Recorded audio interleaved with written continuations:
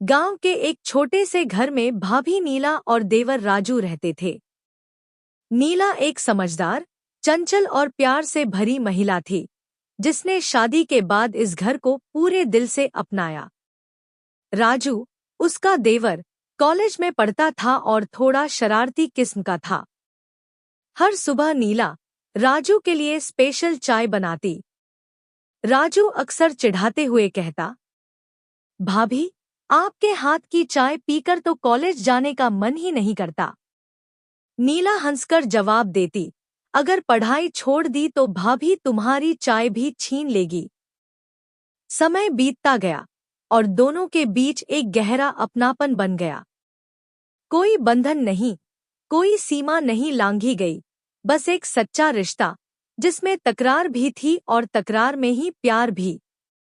एक दिन जब नीला को बुखार हो गया, तो राजू ने पहली बार उसके लिए चाय बनाई। चाय में स्वाद तो नहीं था, पर उस प्याली में दिल की मिठास थी। नीला मुस्कुराकर बोली, आज मेरी चाय में तुम्हारा प्यार घुला है राजू। कुछ खास है इसमें? राजू सिर झुकाकर बोला, भाभी, आप माँ जैसी हैं, और माँ के लिए कुछ करना तो फर्ज है। समय बीता और अब राजू की पढ़ाई पूरी हो गई थी। घर में सब उसकी शादी की बात करने लगे। नीला भाभी तो सबसे ज्यादा उत्साहित थी। उन्होंने खुद राजू के लिए लड़कियां देखनी शुरू कर दी। नीला बोली, राजू, दुल्हन कैसी चाहिए? पढ़ी लिखी या चाय बनाने वाली?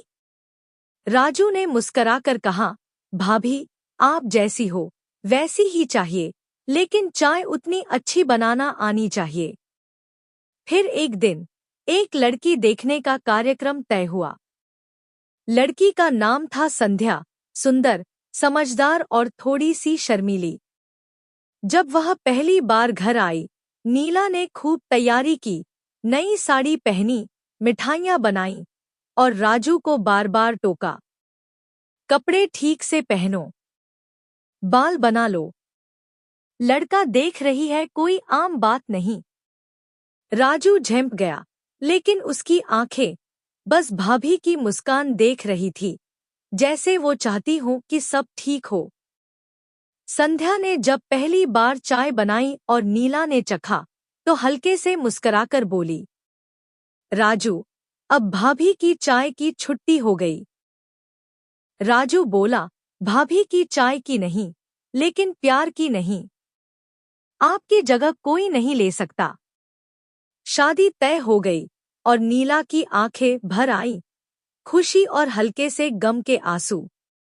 राजू ने कहा, भाभी, अब दो दो चाय मिलेंगी, एक सुबह संध्या की और एक शाम आपकी। नीला और राजू का रिश्ता शुरू से ही गहरा था। हंसी मजाक, समझदारी और एक अटूट अपनापन। लेकिन जब घर में अकेलेपन की खामोशियां बढ़ी, नीला का पति अक्सर शहर में रहता और राजू अब भी गांव में, तो वक्त ने रिश्ता बदलना शुरू कर दिया। शुरू में ये बस एक सहारा था। राजू को नीला की आंखों में अधूरा इंतजार दिखा और नीला को राजू की नजरों में एक असहज चाहत। एक रात नीला ने पूछा, राजू, क्या तुम कभी मुझे सिर्फ भाभी के नजरिए से देख पाए हो? राजू चुप रहा। उस चुप्पी में बहुत कुछ था, इजहार भी, इनकार भी।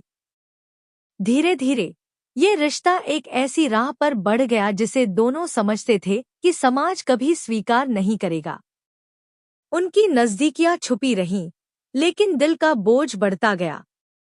एक दिन नीला ने कहा, जो हम कर रहे हैं वो सही नहीं है। मैं चाहूं भी तो अपने पति की नजरों से नहीं बच सकती। और तुम्हारा भविष्य क्या होगा? राजू की आंखों में आंसू थे।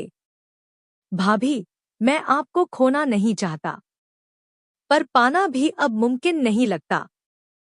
आखिरकार नीला ने खुद को पीछे खींच लिया। उसने राजू की शादी तय करवा दी, उसी संध्या से। वो रिश्ता जिसने सीमाएं लांघी थी, अब सीमाओं को समझ गया था। राजू की शादी हो चुकी थी संध्या एक सीधी सादी पर गहरी समझ वाली लड़की थी। वह राजू का हर सुख दुख समझने की कोशिश कर रही थी, लेकिन राजू के मन का एक कोना अब भी भरा नहीं था। हर बार जब नीला सामने आती, राजू की आंखें झुक जातीं। संध्या यह सब देखती रही, चुप रही। लेकिन धीरे धीरे उसका संदेह बढ़ने लगा। एक दिन संध्या ने सीधा सवाल किया, राजू, क्या आप और भाभी के बीच कुछ ऐसा था जो मुझे जानना चाहिए? राजू सन्न रह गया। वो भागना चाहता था उस सवाल से, लेकिन पहली बार उसे एहसास हुआ कि सच्चा रिश्ता झूठ की नींव पर नहीं बनता। वो बोला, हाँ संध्या, कुछ था। एक अधूरा, गलत लेकिन सच्चा एहसास। हमने कोई सीमा नहीं लांघी, लेकिन दिल की दीवारें जरूर हिल गई थी। संध्या की आंखों में आंसू आ गए। आप मुझे क्या समझते थे कि मैं ये सब कभी जान नहीं पाऊंगी? मैं आपसे परफेक्ट पति बनने की उम्मीद नहीं कर रही थी, सिर्फ ईमानदारी की थी।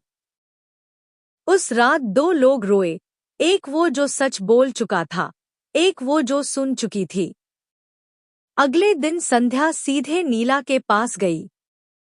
भाभी, अगर आप चाहें तो राजू को वापस ले लीजिए, लेकिन एक बार दिल पर हाथ रखकर सोचिए, क्या आप मुझे वो दर्द देना चाहेंगी जो आप खुद झेल चुकी हैं? नीला ने बस उसका हाथ थाम लिया। नहीं संध्या, मैंने जो गलती की, उसका बोझ मैं नहीं चाहती किसी और के हिस्से आए।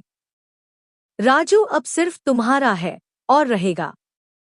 अंत, प्रायश्चित। समय के साथ घाव भरने लगे। राजू और संध्या का रिश्ता धीरे धीरे मजबूत हुआ। नीला ने खुद को मंदिर, सेवा और बच्चों की शिक्षा में झोंक दिया। रिश्ते कभी कभी टूटते नहीं, बस नई परिभाषा में ढल जाते हैं।